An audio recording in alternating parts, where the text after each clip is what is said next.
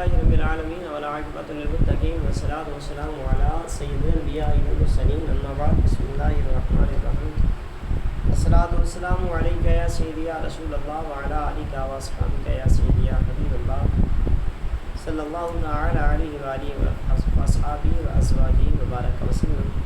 سامعین کرام، آپ دیکھ رہے ہیں آپ کا اپنا قاری خالد اسلامک چینل۔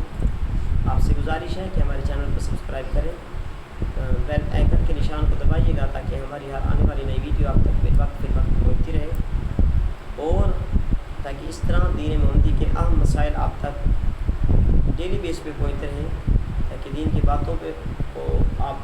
باتوں کو آپ سمجھ سکیں۔ تو آج ہم جس چیز پہ بات کرنے والے ہیں وہ ہے بلم بن باعورہ۔ بلم بن باعورہ یہ بنی اسرائیل کا ایک بہت بڑا عابد تھا، زاہد تھا، عبادت گزار تھا، متقی اور پرہیزگار تھا۔ اس کو اسم اعظم کا علم بھی تھا۔ یہ اپنی جگہ بیٹھا ہوا اپنی روحانیت سے عرش اعظم کو دیکھ لیا کرتا تھا۔ بہت ہی مستجاب الدعوات تھا، اس کی دعائیں بہت زیادہ مقبول ہوا کرتی تھیں، اس کے شاگردوں کی تعداد بھی بہت زیادہ تھی۔ مشہور یہ ہے کہ اس کی درسگاہ میں طالب علموں کی صرف دواتیں 12,000 تھیں، جس سے لکھا جاتا ہے دواتیں 12,000 تھیں۔ جب حضرت سیدنا موسیٰ علیہ نبینا علیہ السلام قوم جبارین سے جہاد کرنے کے لیے بنی اسرائیل کے لشکروں کو لے کر روانہ ہوئے تو بلعم بن باعورہ کی قوم اس کے پاس آئی اور گھبرائی ہوئی آئی اور کہا حضرت موسیٰ علیہ السلام بہت ہی بڑا اور نہایت ہی طاقتور لشکر لے کر ہم پر حملہ ہونے والے ہیں۔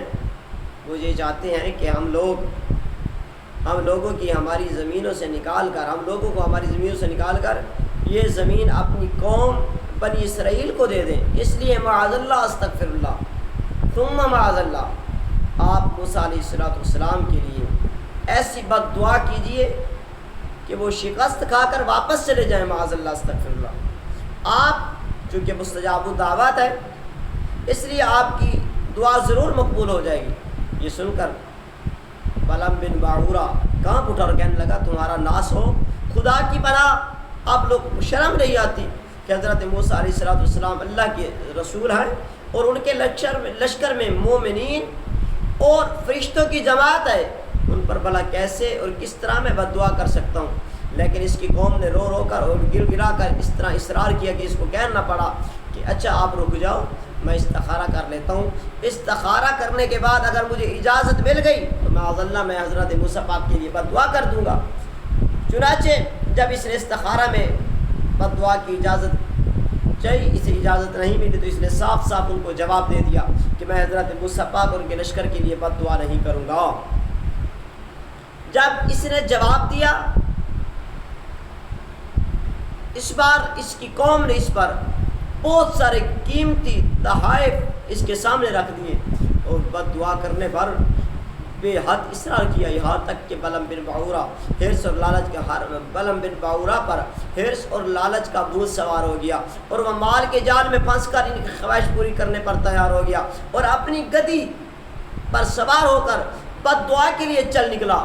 راستے میں بار بار اس کی گدی ٹھہر جاتی اور منہ موڑ کر بھاگنا چاہتی تھی، مگر یہ اس کو مار کر آگے بڑھاتا تھا، یہاں تک کہ گدی کو اللہ عز و جل نے گویائی کی طاقت عطا فرمائی۔ اس نے کہا افسوس اے بلم بن باعورہ، تو کہاں اور کدھر جا رہا ہے؟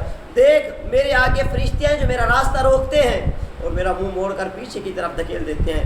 آئے بلم بن باعورہ، تیرا برا ہو گیا، تو اللہ کے نبی اور مومنین کی جماعت پر بد دعا کرے گا۔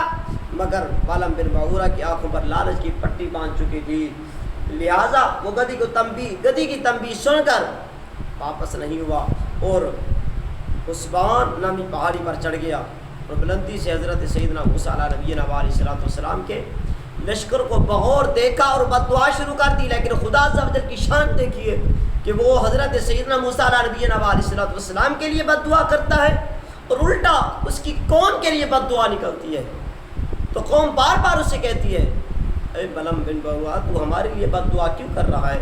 ہم نے تو تجھے کہا تھا کہ موسیٰ پاک کے لیے بد دعا کر، تو بار بار ہمارے لیے بد دعا کرتا ہے۔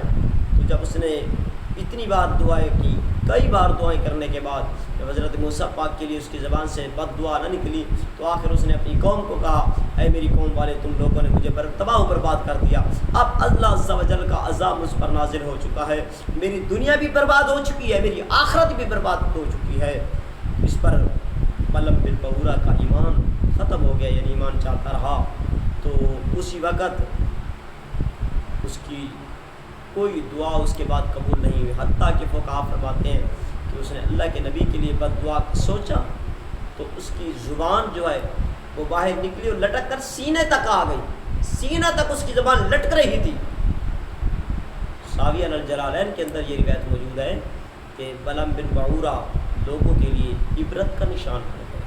اب دیکھیں حضور نبی کریم علیہ السلام کے پیارے غلام حضرت موسیٰ علیہ نبی علیہ السلام مسجد اقصیٰ کے اندر یہ مصطفیٰ کے مقتدی ہیں، آپ کے پیچھے نماز پڑھنے والے ہیں۔ مانتا ہوں میں، ہم سب مانتے ہیں وہ نبی ہیں، پیغمبر ہیں، اللہ کے رسول ہیں، اللہ نے ان کو نبوت عطا فرمائی، نبوت کا تاج دیا ہے، لیکن ٹھیک ہے نبی ہونے کے باوجود بھی وہ میرے نبی کے مقتدی ہیں۔ اب یاد رکھو جس نبی کے مقتدی کے بارے میں اگر کوئی ذہن کے اندر برا خیال لے آئے تو اللہ رب العالمین اس کو لوگوں کے لیے نشان عبرت بنا دے۔ تو جو بے ایمان امام الانبیاء علیہ السلام کی ذات پر حملہ کرے گا، جو حضرت امام الانبیاء علیہ السلام کی شان اقدس میں گستاخی کرے گا، بتائیے گا کہ اللہ رب العالمین اس پر کس طرح ناراض ہوگا۔ سامعین محترم، ہمیں چاہیے کہ ہم ہر وقت شریعت کی پاسداری کریں، شریعت کے پیچھے چلیں، اللہ کے تمام پیغمبروں پر ایمان لائیں، لیکن شریعت مصطفیٰ کی مانیں۔ وہ بھی سچے تھے، ایمان والے تھے، اور ہم بھی ان پر ایمان لاتے ہیں، لیکن ہمارا کامل اکمل ایمان تب ہوگا کہ جب ہم آخر الزمان نبی حضرت محمد مصطفیٰ صلی اللہ تعالیٰ علیہ وآلہ وسلم کی ذات پر سچے دل سے ایمان لائیں گے اور آپ آخر الزمان نبی مانیں گے، تو آپ کے اوپر نبوت کا دروازہ یہ ایمان رکھے گی کہ بند ہو چکا ہے، تو تب جا کر ہمارا ایمان کامل اکمل ہوگا۔ حضور بھی سچے، حضور کا فرمان بھی سچا، رب نے جو کلام بھیجا وہ بھی سچا۔ امید کرتا ہوں میری ویڈیو آپ کو آج کی اچھی لگی ہوگی۔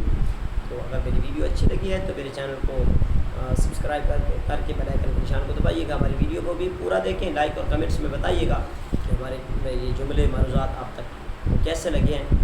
تمام دوستوں کو بندہ ناچیز کی طرف سے السلام علیکم ورحمۃ اللہ۔